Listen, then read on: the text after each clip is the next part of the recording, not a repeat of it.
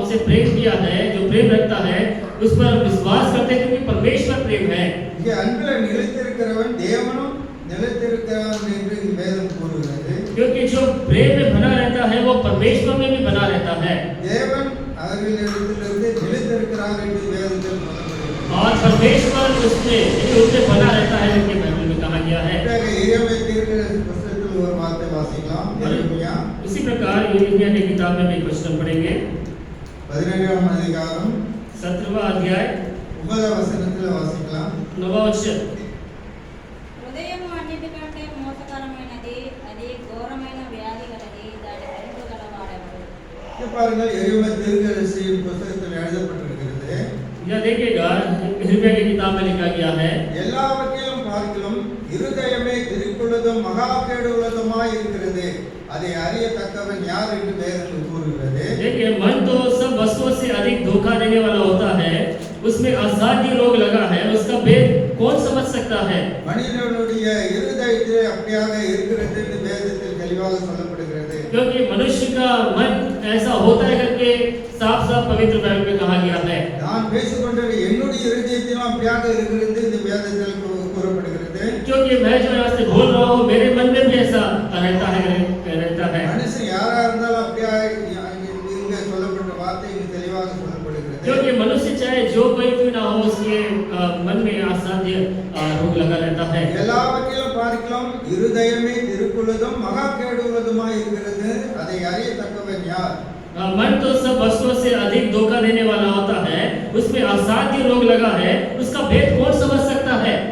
ஏசாயா தீர்க்க புத்தகத்தில் ஒரு வார்த்தை வாசிக்கலாம். ஏசாயா उसी प्रकार यशायाह की किताब 1ஆம் அதிகாரம் 1 अध्याय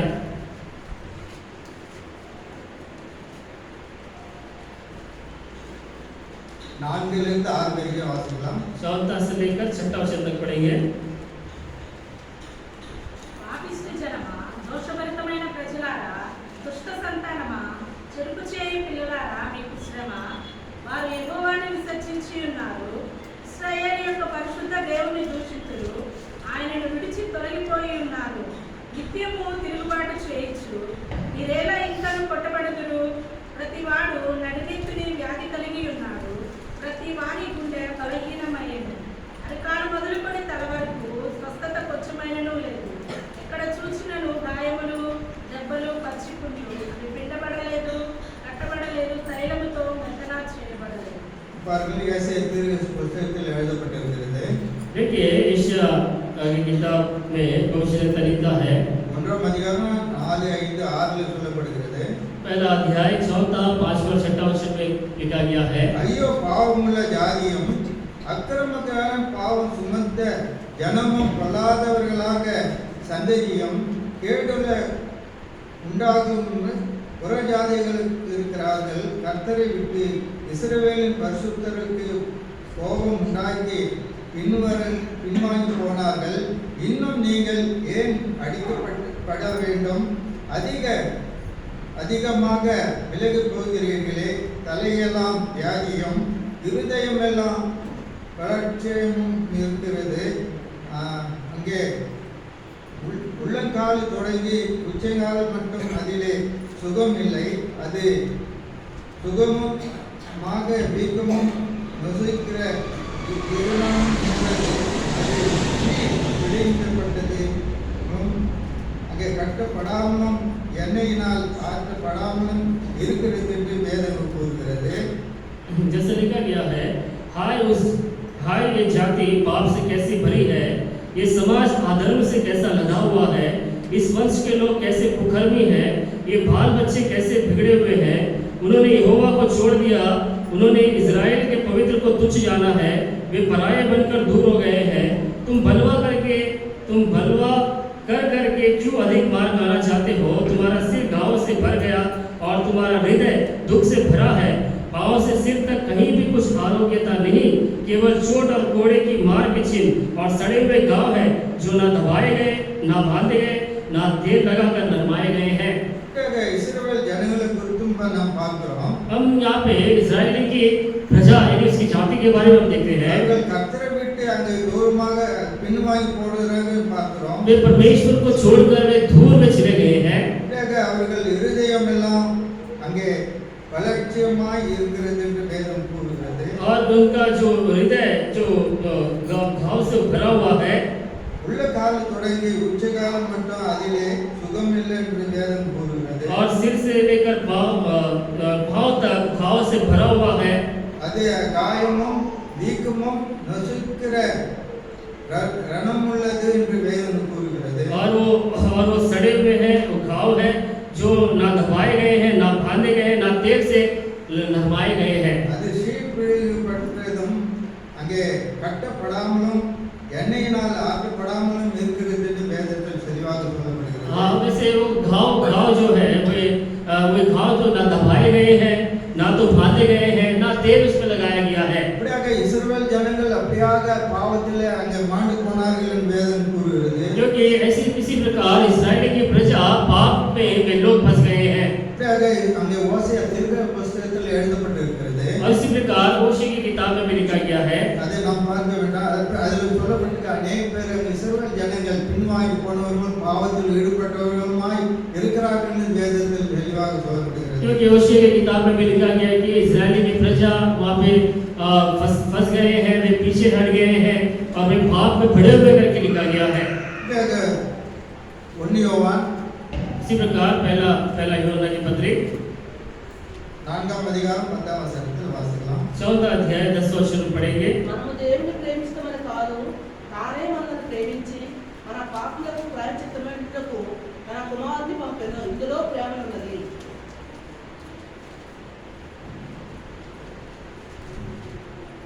1 யோவான்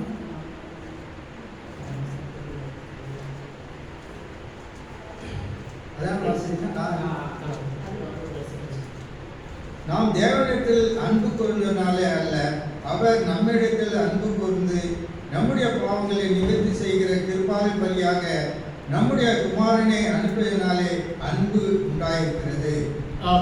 प्रेम इसमें नहीं कि हमने परमेश्वर से प्रेम किया, पर इसमें है कि उसने हमसे प्रेम किया और हमारे पापों के प्रायश्चित के लिए अपने पुत्र को भेजा.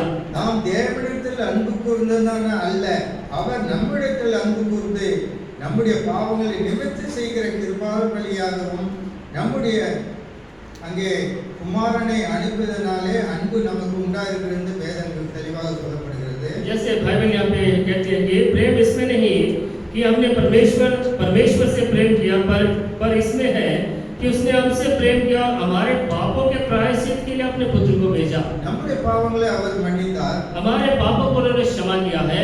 நம்முடைய பாவங்கள் மாத்திரமல்ல, உலகத்தார் எல்லா பாவங்களையும் அவர் மன்னித்தார் என்று வேதம் கூறுகிறது. सिर्फ हमारे पाप नहीं, सारे जगत के पापों के लिए प्रायश्चित वो मारा गया करके बताया गया है. பாருங்கள் 1 யோவான் 2 அதிகாரம் 2 வசனம் சொல்லப்படுகிறது. देखिएगा पहला यूहन्ना 2 अध्याय 2 वचन.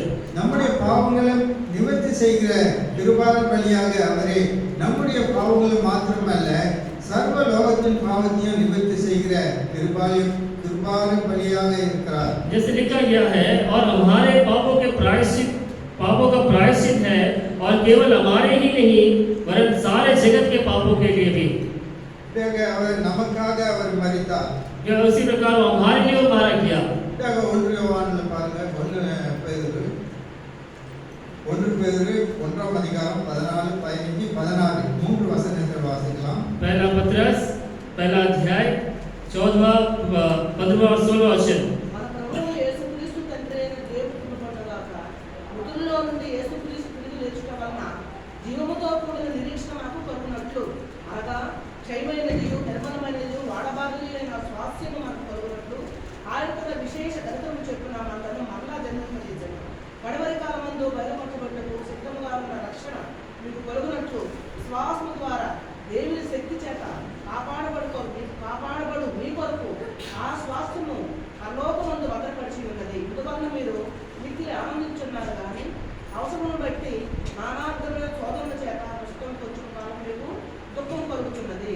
பாருங்கள், அப்போஸ்தலன் பவுல் இங்கே 1 பேதுருவில் எழுதப்பட்டிருக்கிறது. 1 அதிகாரம் 14, 15, 16 சொல்லிட்டு, நீங்கள் முன்னே உங்கள் அறியாமல் மேலே கொண்டிருந்த இச்சைகளின்படி இனி நடவாமல் கீழ்ப்படுகிற பிள்ளைகளாய் இருங்கள் என்று வேதம் கூறுகிறது. 14 அதிகாரம் 14 वचन। வசனத்துல आज्ञाकारी बालकों के समान अपनी अज्ञानता के समय की पुरानी अभिलाषाओं के साथ न बनो। நாம் முன்னே அறியாம காலத்திலே நானும் கூட ஒரு காலத்திலே அறியாம நேரத்தில் அநேக பாவங்களை செய்திருக்கிறேன், அநேக காரியங்கள் நான் செய்து வந்தபடியானாலே நாம் யாவரும் அறியாம காலத்தில் இப்படிப்பட்ட காரியங்கள் நாம் செய்து வந்தோம். ஆனால் இனி அங்கே கீழ்ப்படுகிற பிள்ளைகளா இருக்க வேண்டும் என்று தேவனுடைய வார்த்தைகள் கூறுகிறது. क्योंकि हम मैं एक समय अज्ञानता के समय पुरानी अभिलाषाओं के साथ चला, उसी प्रकार हम भी अज्ञानता के समय अपनी पुरानी अभिलाषाओं के समान सादृश हम चले करके कहा गया है।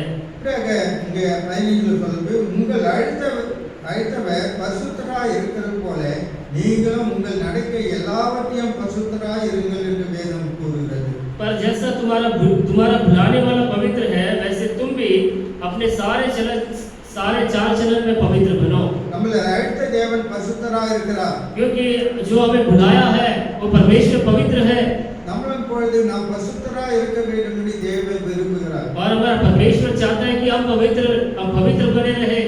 நம் நடக்கை எல்லாவற்றையும் பரிசுத்தமாய் இருக்க வேண்டும் என்று அங்கே பவுல் இங்கே நிருபத்தில் சொல்லப்படுகிறது. और इसी प्रकार हमारी सारी चाल चलन पवित्र होनी चाहिए। प्रेरितों के पौलुस पत्रस को लिखते हुए कह रहा है, ரட்சிக்கப்பட்டவர் ஒவ்வொருவரும் நாம் கீழ்ப்படி வேண்டும்.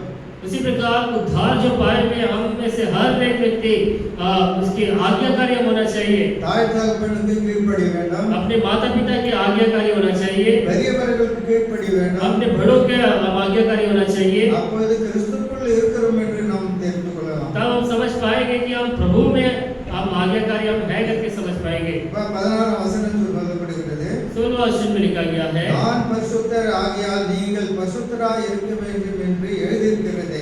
क्योंकि लिखा है पवित्र बनो क्योंकि मैं पवित्र हूँ। கர்த்தர் பரிசுத்தராய் இருக்கிறார், क्योंकि परमेश्वर पवित्र है ஆகையால் நீங்களும் பரிசுத்தராய் இருக்க வேண்டும் என்று இங்கே எழுதியிருக்கிறது என்று சொல்லப்படுகிறது. और इसलिए तुम भी पवित्र रहो करके यहाँ पे लिखा गया है। ரோமர் 8ஆம் அதிகாரம், इसी प्रकार रोमियो की पत्री ரோமர் 8ஆம் அதிகாரம் 5ஆம் வசனம், 5ஆம் அதிகாரம் रोमियो की पत्री 5वां अध्याय 8वां वचन। అయితే దేవుడు మన ఎడల తన ప్రేమను వెల్లడిపరుచుచున్నాడు. ఎట్లనగా మనం ఇంకనూ పాపులమై ఉండగానే క్రీస్తు మన కొరకు చనిపోయాడు. பாருங்கள், நாம் பாவிகளாய் இருக்கையில் கிறிஸ்து நமக்காக மரித்தனாலே தேவன் நம்மில் வைத்த அன்பை விளங்கப்படுகிறார். देखिए परमेश्वर हम पर अपने प्रेम की भलाई इस रीति से प्रकट करता है, जब हम पापी ही थे मसीह हमारे लिए मरा। இங்க பாருங்க, அவர் நாம் ஒரு காலத்தில் பாவிகளாய் இருந்தோம், हम एक न एक समय हम पापी हम थे। கிறிஸ்து நமக்காக மரித்தனாலே தேவன் நம்மில் வைத்த அன்பை அவர் விளங்கப்படுகிறார் என்று வேதம் கூறுகிறது. क्योंकि परमेश्वर ने हमसे प्रेम किया, इसीलिए परमेश्वर ने अपना प्रेम हमारे ऊपर हमारे प्रति उन्होंने प्रकट किया है। 10ஆம் வசனத்தில் பார்க்கிறோம், 10 वचन में हम पढ़ते हैं, நாம் தேவனுக்கு சத்துருக்களாய் இருக்கையில் அவருடைய குமாரனை மரணத்தினாலே அவருடையனை ஒப்புரவாக்கப்பட்ட பின் நாம் அவருடைய ஜீவனாலே ரட்சிக்கப்பட்டு அதிக நிச்சயமே.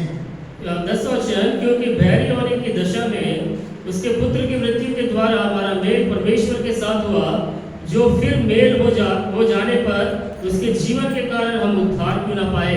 அவருடைய குமாரன் மரணத்தினாலே அவருடனே கூட ஒப்புரவாக்கப்பட்ட பின்பு நாம் அவருடைய ஜீவனாலே நாம் ரட்சிக்கப்படுவதற்கு அதிக நிச்சயமே என்று வேதம் கூறுகிறது. அப்போ பவுல் இங்கே ரோமன் சபையில் எழுதப்பட்ட வண்ணமாக தெளிவாக சொல்லப்படுகிறது. यहाँ पे पौलुस रोमियो को लिखते हुए कहता है, उसके पुत्र की मृत्यु के द्वारा हमारा मेल परमेश्वर के साथ हुआ, जो फिर मेल हो जाने पर उसके जीवन के कारण हम उद्धार क्यों न पाएंगे।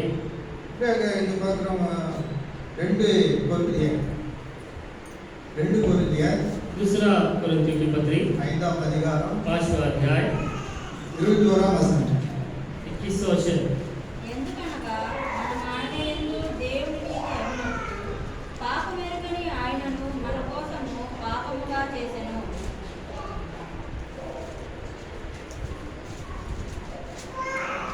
நாம் அவருக்கு தேவனுடைய நீதி ஆகும்படிக்கு பாவம் அறியாத அவரை நமக்காக பாவமானார். जो पाप से अज्ञात था उसी को उसने हमारे लिए पाप ठहराया कि हम उसमें होकर परमेश्वर की धार्मिकता बन जाए। அவர் நமக்காக அவர் பாவமானார் என்று எழுதப்பட்டிருக்கிறது. देखिएगा हमारे लिए प्रभु यीशु मसीह पापी ठहराया गया। பிறகு ஏசாயா தீர்க்க புத்தகத்தில் பார்க்கலாம். और इसी प्रकार यशायाह किताब में भी कुछ हम देखेंगे। 53 அதிகாரம் यशायाह किताब 53वां अध्याय 6 வசனத்தில் சொல்லப்படுகிறது. 6 वचन में जैसे लिखा गया है, நாம் எல்லோரும் ஆடுகளைப் போல வழி தப்பி திரிந்து அவனவன் தன் வழியிலே போனோம். கர்த்தரோ நாம் எல்லோருடைய அக்கிரமத்தை அவர் மேல் விழப்பண்ணினார். हम तो सब के सब भेड़ों के समान भटक गए थे। हम में से एक हर एक ने अपना अपना मार्ग लिया और यहोवा ने हम सबों के अधर्म का बोझ उसी पर लाद दिया। நம்மளுடைய அக்கிரமத்தின் நிமித்தம் அவர் மேல் விழப்பண்ணினார் வேதம் கூறுகிறது. देखिएगा हमारा जो अधर्म का जो बोझ है प्रभु यीशु मसीह के ऊपर लाद दिया गया है। ஒரு காலத்தில் நாம் எல்லோரும் ஆடுகளைப் போல வழி தப்பி திரிந்த நம்மளை அவர் ரட்சிக்கப்படுவதற்கு அதிக நிச்சயம் என்று சொல்லப்படுகிறது. हम सभी एक न एक समय भेड़ों की नाई हम भटके हुए थे, जो अपने अपने मार्ग हमने ले लिया था। 9 வசனத்தில் பார்க்கிறோம். इस प्रकार 9 वचन में भी हम देखते हैं, துன்மார்க்கரோடு அவருடைய பிரேதக்குழி நியாயமென்றுமாக ஆனாலும் அவர் மரித்த போது ஐஸ்வர்யனோடு இருந்தார். அவர் கொடுமை செய்யவில்லை, அவர் வாயிலே வஞ்சினம் இருந்ததும் இல்லை என்று வேதம் கூறுகிறது. उसकी कब्र भी दुष्टों के संग ठहराई गई और मृत्यु के समय वो धनवान का संगी हुआ, यदि भी उसने किसी प्रकार का उपद्रव ना किया था और उसके मुंह से कभी जल की बात नहीं निकली थी। அவர் பார்த்தா இங்க கடைசியில பார்க்கிறோம், அவர்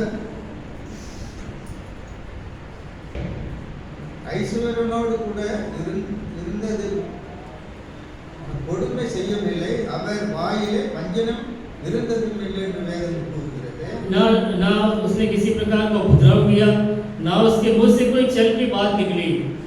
12 கடைசி வசனத்தில் பார்க்கிறோம். इसी प्रकार इसी अध्याय के 12वें वचन में देखते हैं, அவர் தம்முடைய ஆத்துமாவை மரணத்தில் நின்று அக்கிரமக்காரனிடத்தில் ஒருவனாக எண்ணப்பட்டு அநேகருடைய பாவத்தை தாமே சுமந்து அக்கிரமக்காரனுக்காக வேண்டிக் கொண்டதன் நிமித்தம் அநேகரை அவமானத்துக்கு பங்காக கொடுப்பேன். பலவான்களை அவர் நமக்காக கொள்ளையாட பங்கை கொள்வார்கள் என்று வேதம் கூறுகிறது. इस कारण मैं उसे महान लोगों के संग भाग दूंगा और वो सामर्थियों के संग लूट फाट लेगा, क्योंकि उसने अपना प्राण मृत्यु के लिए उंडेल दिया। वो अपराधियों के संग गिना गया, तो भी उसने बहुतों के पाप का बोझ उठा लिया और अपराधियों के लिए विनती करता है। கர்த்தர் நமக்காக அவர் சிலுவை மரத்திலே மரித்தார் என்று வேதம் கூறுகிறது. प्रभु यीशु मसीह हमारे लिए वो क्रूस पर मारा गया है। அவர் மரித்து அடக்கம் பண்ணப்பட்டு 3ஆம் நாளில் உயிரோடு எழுந்தார் என்று வேதத்தில் தெளிவாக சொல்லப்படுகிறது. और इसी प्रकार प्रभु यीशु मसीह हमारे लिए मारे जाकर और गाड़े जाकर और तीसरे दिन को जीवित उठाए करके पवित्र बाइबल कहती है। 1 பேதுரு ஒரு வார்த்தை வாசிக்கலாம். 1 பேதுரு इसी प्रकार पहला पत्रस 2ஆம் அதிகாரம் 24 சொல்லப்படுகிறது. दूसरा अध्याय 24 वचन,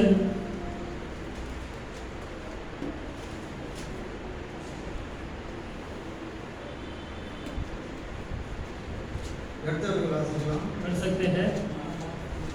మనము పాపముల విషయమై చనిపోయి నీతి విషయమై జీవించినట్లు ఆయన తానే తన శరీరమందు మన పాపములను మన మీద మోసుకొనెను. ఆయన పొందిన గాయముల చేత మీరు స్వస్థత నొందితిరి. பார்க்கிறோம், நாம் பாவங்களுக்கு செத்து நீதிக்கு பிழைத்திருக்கிறபடி அவர் தாமே நமது சரீரத்தினாலே நம்முடைய பாவங்களை சிலுவையின் மேல் சுமந்து அவருடைய தழும்புகளால் குணமாகணும். वो आप ही हमारे पापों को अपने देह पर लिए हुए क्रूस पर चढ़ गया, जिससे हम पापों के लिए मरकर धार्मिकता के लिए जीवन बिताए। उसी के मार खाने से तुम चंगे हुए। அவர் நமக்காக அவர் தாமே சரீரத்தில் நம்முடைய பாவங்களை சிலுவையின் மேல் சுமந்தார் என்று வேதம் கூறுகிறது. बाइबल कहती है वो आप ही हमारे पापों को अपने देह पर लिए हुए क्रूस पर चढ़ गया। அவர் நம்முடைய பாவங்களை அங்கே சுமந்து அவருடைய தழும்புகளாக நாம் குணமாகினோம் என்று வேதத்தில் தெளிவாக சொல்லப்படுகிறது. और जिससे हमारे पापों के लिए मरा और उसके मार खाने से हम चंगे हुए हैं। இப்படியாக இங்கே சங்கீதம் और इसी प्रकार भजन संहिता 116 சங்கீதம் 116 अध्याय 12-13 வாசிக்கலாம். पढ़ेंगे उसी वचन को 12 और 13 वचन। యెహోవా నాకు చేసిన ఉపకారములన్నిటికీ నేను ఆయనకేమి చెల్లించుదును? రక్షణ పాత్రను చేతపుచ్చుకొని యెహోవా నామమున ప్రార్థన చేసేదను. 17 17 నేను నీకు కృతజ్ఞతార్పణ అర్పించేదను, యెహోవా నామమున ప్రార్థన చేసేదను. நாளை நாம் கர்த்தருடைய ஆராதனைக்கு வந்தவர்கள் இந்த வசனத்தை ஞாபகப்படுத்தி நாம் ஆராதனை செய்வோம். आज जो आराधना के लिए जो आए हुए हैं, हम इन वचनों को याद रखते हुए हम परमेश्वर की आराधना चढ़ाएंगे। சொல்லப்படுது, கர்த்தர் எனக்கு செய்த எல்லா உபகாரங்களுக்காகவும் அவருக்கு எண்ணத்தை செலுத்துவேன், ரட்சிப்பின் பாத்திரத்தில் எடுத்துக்கொண்டு கர்த்தருடைய நாமத்தை தொழுது கொள்வேன் என்று சங்கீதக்காரன் சொல்கிறார். देखिएगा, यहोवा ने मेरे जितने उपकार किए हैं उसका मतलब मैं उसको क्या दूं? मैं उपकार का कटोरा होकर यहोवा को धन्यवाद दूंगा। பயனர் சொல்வது, நான் உமக்கு ஸ்தோத்திர பலியை செலுத்தி கர்த்தருடைய நாமத்தை தொழுது கொள்வேன். 17 वचन, मैं तुझको धन्यवाद बलि चढ़ाऊंगा और यहोवा को धन्यवाद करूंगा। பயனர் சொல்வது, நான் கர்த்தருக்கு செய்த பொருத்தனைகளை அவருடைய ஜனங்களுக்குள்ளே முன்பாகவும் கர்த்தருடைய ஆலயத்தில் பிரகாரங்களிலும் எருசலேமின் நடுவிலும் நிறைவேற்றுவேன். அல்லேலூயா என்று வேதம் கூறுகிறது. और मैं यहोवा के लिए अपनी मन्नतें प्रकट में उसकी सारी प्रजा के सामने यहोवा के भवन के आंगनों में यरूशलेम तेरे भीतर पूरी करूंगा, यहाँ की स्तुति करो। கர்த்தருக்கு செலுத்துகிற பொருத்தனைகளை அங்கே கர்த்தருக்கு செலுத்த வேண்டும் என்று சங்கீதக்காரன் சொல்கிறார். और यहोवा के लिए जो मन्नतें हमने प्रकट की है वो अपने परमेश्वर के लिए हमें अर्पण करना है। நாம் மெயிலான சிறு வயதில் இருக்கும்போது जब मैं मेरे में छोटी उम्र में जब था, அப்பொழுது நான் சிஎஸ்சி சபையில் சேர்ந்தவனாக இருந்தேன். अंकल उस समय सीएससी चर्च से संबंधित रहते थे। அப்பொழுது விவசாயிகள் எல்லாரும் அங்கே அவங்க கனிகளை கொண்டு வருவார்கள் காணிக்கைக்காக. क्योंकि उन दिनों में जो खेती करते हैं, जो किसान हैं, प्रभु के घर में अनाज लाते हैं। ஆனால் அவர்கள் பொருத்தனை செய்து கொண்டார்கள், இந்த முதல் கனியை நான் கர்த்தருக்கு செலுத்துவேன் என்று சொல்லப்படுகிறது. क्योंकि एक मन्नत मानते हैं कि एक पहला जो अनाज है, जो अन्न है, मैं प्रभु के लिए अर्पण करूंगा। கோழி அங்கே குஞ்சு பொரிக்கும் போது கூட ஒரு இதே காணிக்காக நான் செலுத்துவேன் என்று அவங்க பொருத்தனை செய்து கொள்வார்கள். और उसी प्रकार मुर्गी यदि बच्चा देता है तो पहला बच्चा भी मैं प्रभु के लिए दूंगा करके वे मन्नत मांगते हैं। ஆனால் பெருசா ஆகும்போது இன்னும் கூட அவங்க செய்து கொண்டு இருக்கிறார்கள். क्योंकि वे और आगे बढ़ने पर अब तक भी वे इस रीति से वे करते हुए आते हैं। அப்படியாக பொருத்தனை செய்து கொண்டால் அது செலுத்தணும் கர்த்தருக்கு. और उसी प्रकार जो हम मन्नत मांगते हैं वो प्रभु के लिए हमें देना है। இல்லனா அந்த பொருத்தனை செய்யக்கூடாது என்று வேதம் கூறுகிறது. यहाँ से लिखा गया है ऐसा नहीं, हम नहीं देना चाहते तो मन्नत भी नहीं मांगनी चाहिए। அப்படியாக கர்த்தர் இந்த வசனங்களை ஆசீர்வதிப்பார். கர்த்தர் ஸ்தோத்திரம். इसी प्रकार परमेश्वर इन वचनों को आशीष कर देव उसके लिए परमेश्वर को धन्यवाद देते हैं।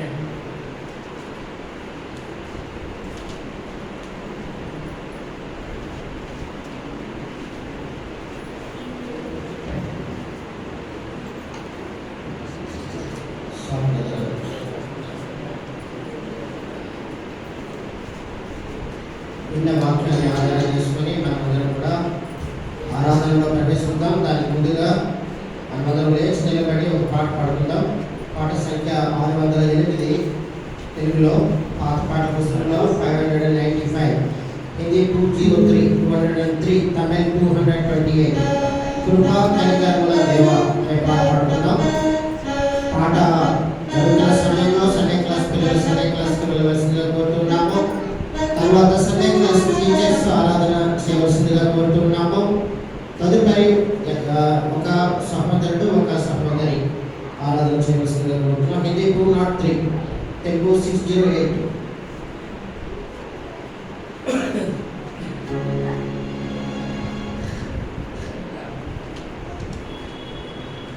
दयालु का प्रभु हमारा धन्यवाद करो।